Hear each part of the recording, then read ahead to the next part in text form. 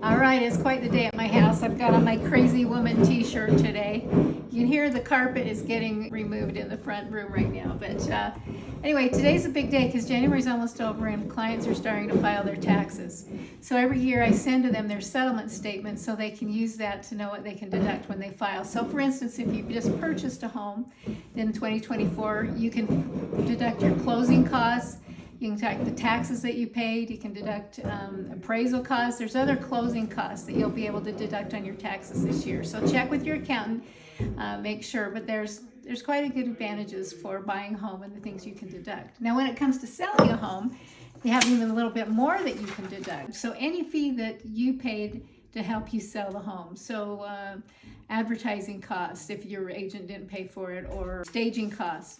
You can deduct the commissions. Any fee that you paid to help you sell a home from the profit you got, that can come off that before your taxes are figured.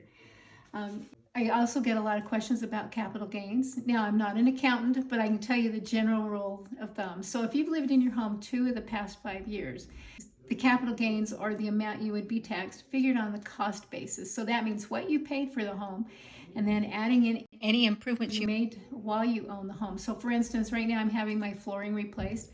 That would come off my profits when I go to figure my capital gains when I sell this home. We've replaced the roof while we've lived in the home. We've replaced the furnace and AC.